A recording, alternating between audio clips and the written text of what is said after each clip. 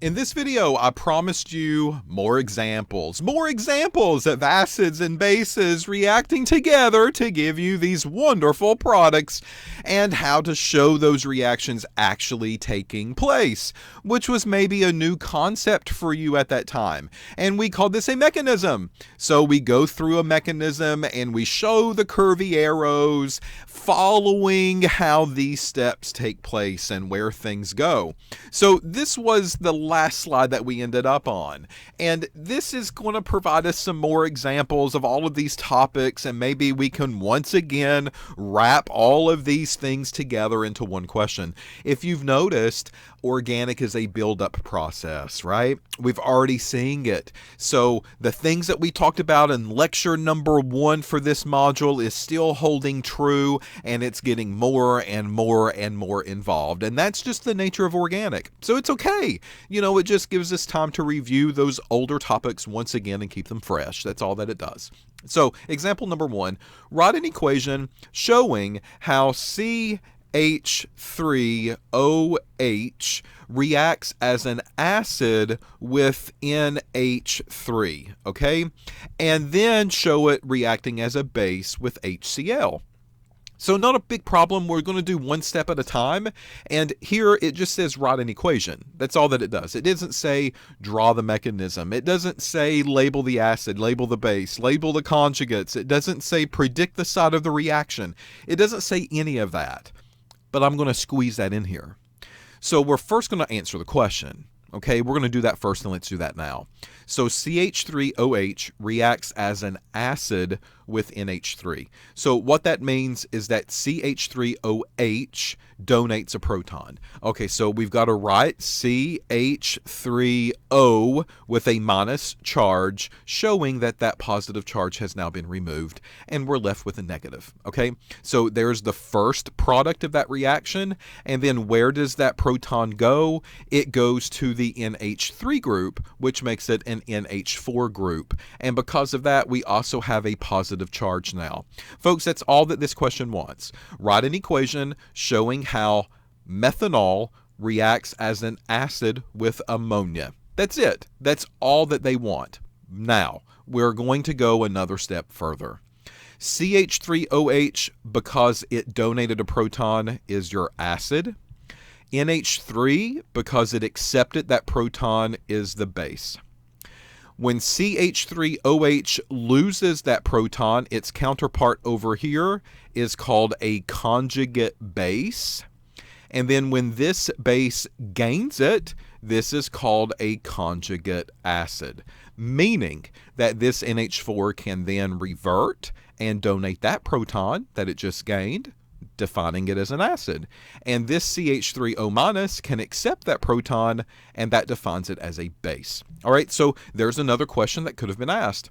Another question that could also be asked is, okay, now that you've done this, let's predict the site of the reaction that's going to go forward. So what I would need to do is I would need to look at this acid, and I recognize that this is an alcohol, right?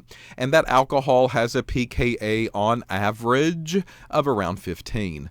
And then over here, I need to find my acid, and that's this, which is an NH4+. We really haven't talked about that. So what would happen here is that I would go to a table, I would find NH4+, and I would see if I could dig up maybe a pKa value on it in order to determine which side of the reaction that we are talking about. All right, so there's another type of a question that could be asked from this. So I'm going to get rid of that scribble, and then let's get rid of this scribble down here because they didn't ask for that either.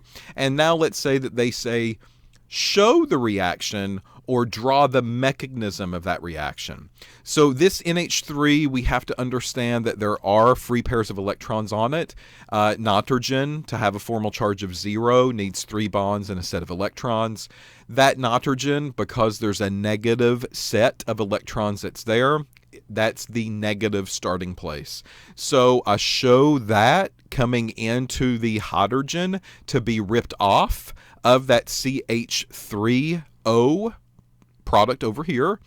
And these electrons between the O and the H will then have to be moved to that oxygen, giving that a negative charge. So there is the step of the mechanism. NH3 comes in, grabs the hydrogen, it rips the hydrogen off, and then those electrons of that bond migrate to the O. Folks, that is another type of question that could be asked on this example problem. They didn't. They were kind of good to us because they did not want that type of detail, but they could have.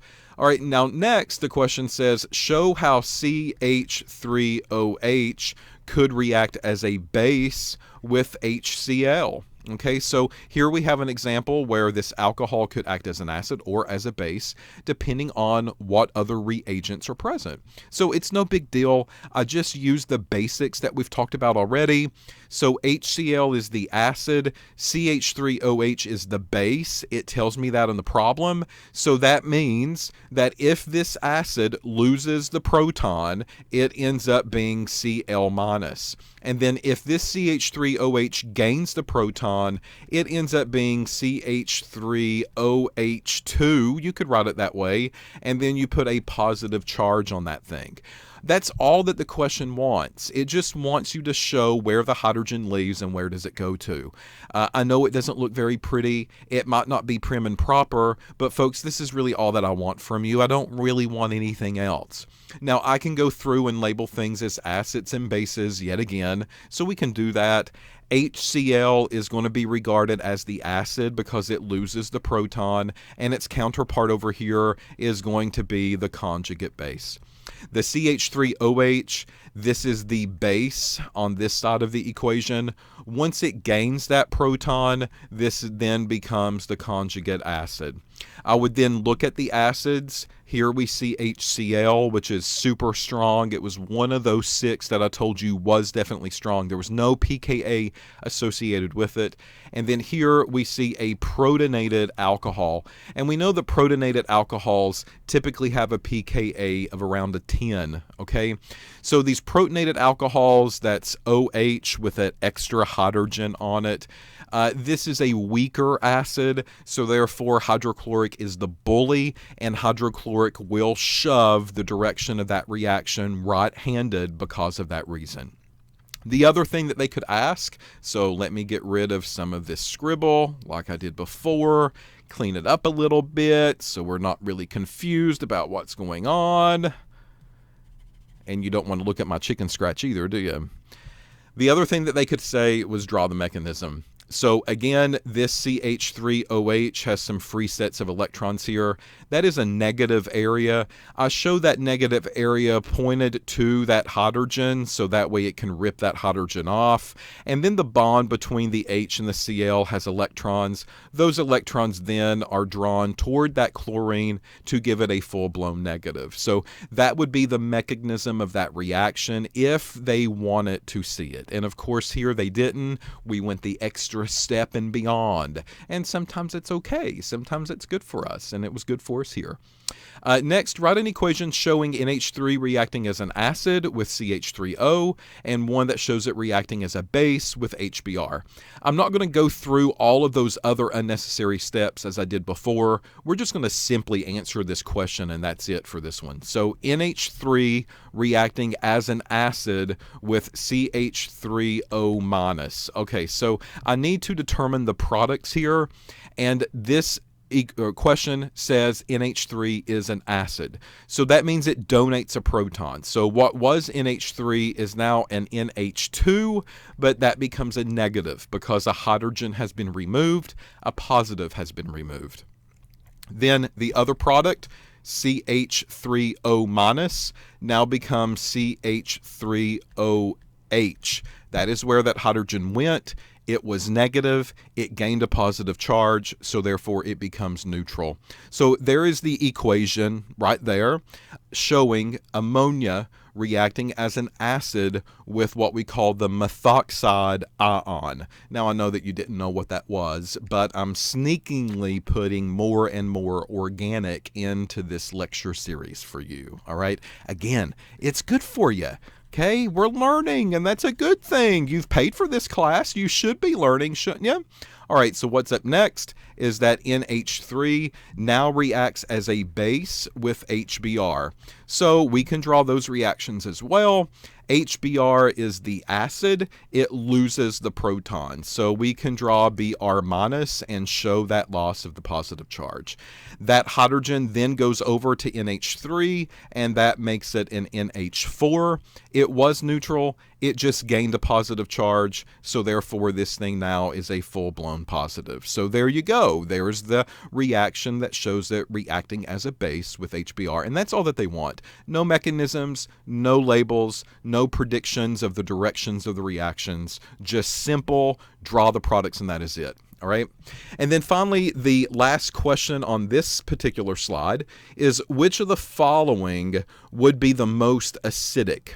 And here they give you this molecule, and then this one in the middle, and then this one over here on the right-hand side. And out of these three choices, we have to pick the most acidic out of the three. Now, I could go to a chart and I could look at pKa values and I could get legitimate numbers off of these. But, you know, I don't want to take the time to do that. You probably don't want to take the time to do that either, but you could. You could also go to that chart that I showed you with ranking order of acids and bases. It wasn't anything extensive, but you might be able to find these on that chart, and the chances of you finding every one of them could be very slim. So sometimes that chart is useful and sometimes it's not, depending on what we give you. So because I don't want to take the time to look in a reference book or look into a table or look into a chart, we can quickly look at these compounds and make an immediate decision. And the way that I do this is I look at this functional group. This is an amine. And then I look at this one, and this is an alcohol. And then I look at this one, which really represents C double bond OOH. That is what COOH means. This is a condensed version of this structure, and that's a carboxylic acid. So we've kind of learned the pKa's of carboxylic acids, alcohols, and amines. We know carboxylic acids are around a 4 to 5. We know that alcohols are around a 15. We know that pKa's of amines are around a 40. So the lower the pKa, the more acidic the compound is going to become. So out of these three choices, the carboxylic acid has the lower pKa value, which is around a 5 on average, compared to the other two, which are much higher. So that is a very quick way that we can identify the most acidic out of the bunch just simply by looking at the functional groups. Here's another example. Which is a stronger base? A CH3COO or HCOO minus. And I give you the pKa's of both of those. Now, this is a different type of argument. And if you look at this slide, that is what they're asking every single time. Which is a stronger base? In the second one, which is a stronger base? And then in the third one, which is a stronger base? All right, so here's the way that I'm going to tell you to answer these questions. I don't want you to look at stronger bases. I know that this is probably out of the box and no one else is going to tell you to do that, but we have become so accustomed to looking at acids, we have not really talked about bases. And folks, to be honest with you, they are related, okay? The way that they are related, we have already discussed. Strong bases make weak acids. So what I want you to do is I want you to cross out this word stronger base, and I want you to think about weak acids here. The same thing happens in number 2. Which is a stronger base? Well, we can ask the same question and get the same answer if we just substitute this, which is the weaker acid. And finally, the third one's the same way. Which is a stronger base? Get rid of that.